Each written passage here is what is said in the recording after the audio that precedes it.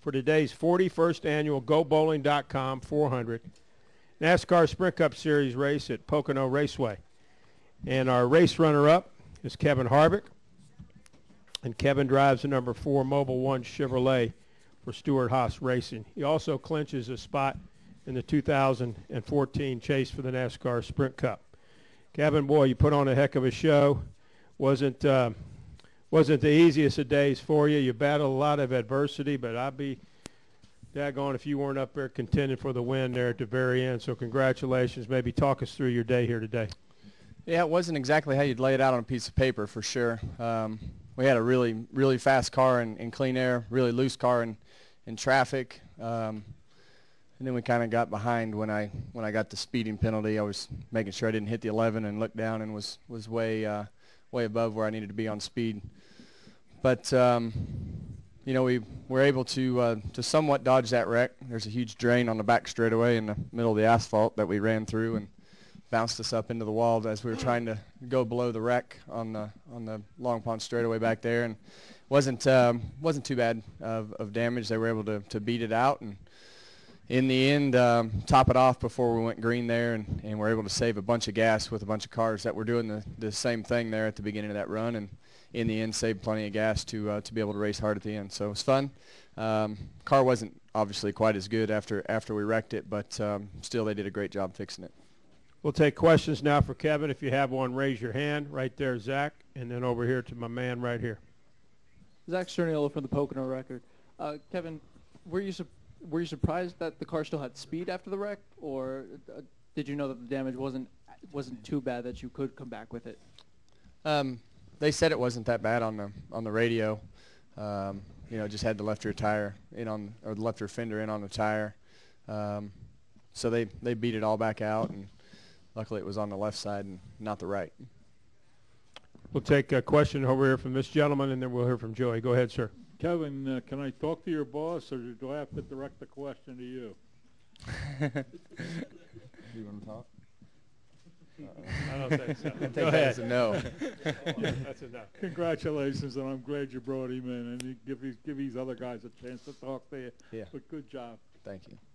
All right, now Joey Logano was our third-place finisher, and Joey certainly put on a heck of a show out there today, led a lot of laps, took the lead there, I believe, on lap 1.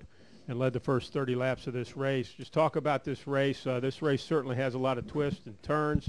I guess they don't call it the tricky triangle for nothing, but it certainly had its share of drama here today. Yeah, it sure did. You know, we were on the right strategy, I feel like, and then that caution came out. And then quite a few cars pitted there, and then they pitted at the same time a few laps later as we did. But they were able to put 2 tires on, or fuel only, and gain a lot of track position that way. So we lost quite a bit when that changeup happened, and that's when I think Harvick, you did that too, right? Didn't you? We stayed out with 35 laps to go. Yeah. You were on the same program I was, and we kind of got jumbled back a little bit, and had to work our way back up through the field, and then that last restart, my plan was to push Kevin down into 1, and hopefully those 2 would be door-to-door and slide up the racetrack in the Caesar part for me, but you know, Dale just went quite a bit earlier than I thought he would, and I didn't have the forward momentum on the Kevin here, and just was almost sleeping a little bit there. So kind of bummed out a little bit about that, but overall our Shell Penzo Ford was good. I felt like it was about a third-place car.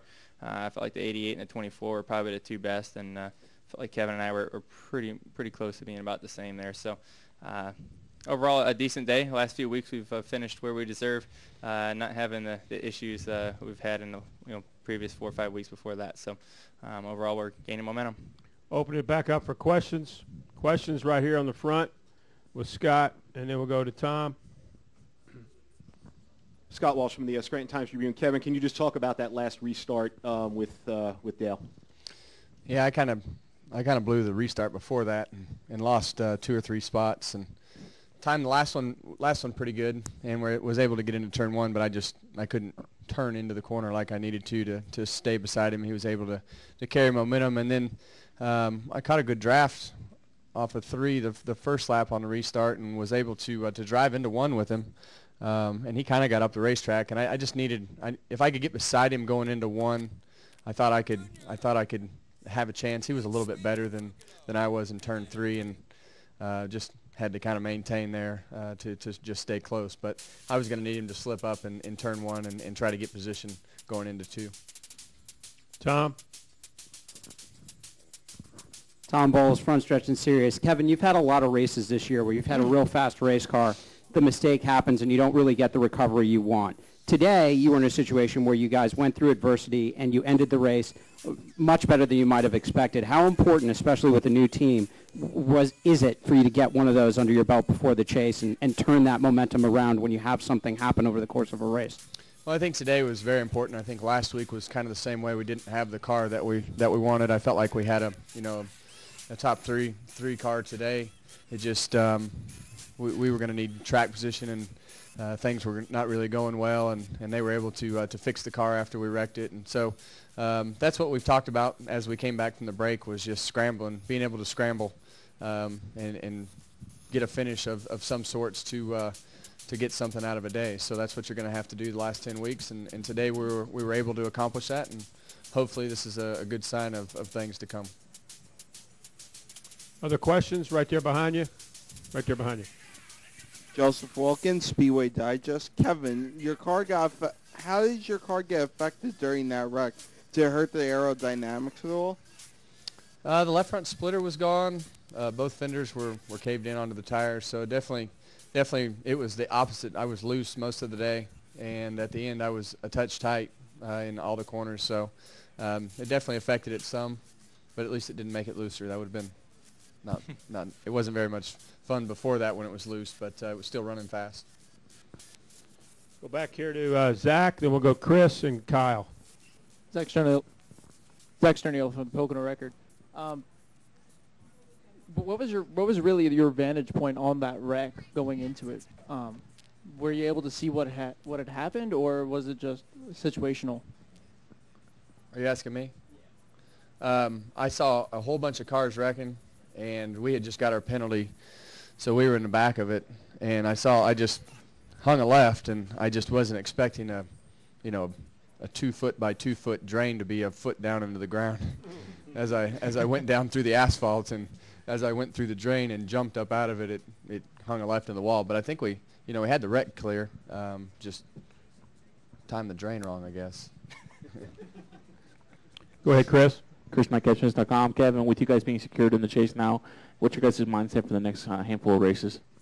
I don't think that's really changed. I think it's just trying to get yourself ready for the last 10 weeks, to know that you're not going to win every race. You're going to have days like today where you have to scramble.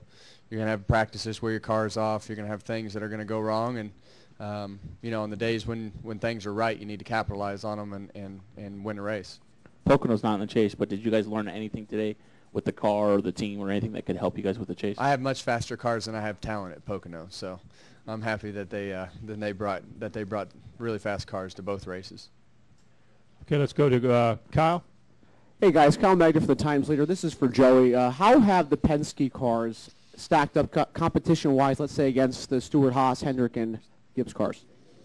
We're in the hunt. I feel like our cars are definitely where they need to be. I feel like when we come to a racetrack like this, where we're able to shift, I think our motors are quite a bit better. Our motors are run really well up at the top end.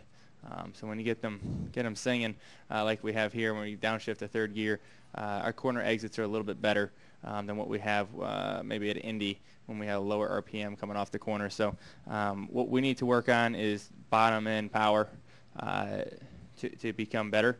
And then obviously the constant stuff that we always work on with aero and chassis and suspension and the typical stuff that everyone else is always working on. But I feel like that's probably our weakest point right now, is just some bottom end power. Our top end power is where it needs to be. So we'll just keep forging forward on that. But that's probably the biggest thing right there. Thank you. Other questions?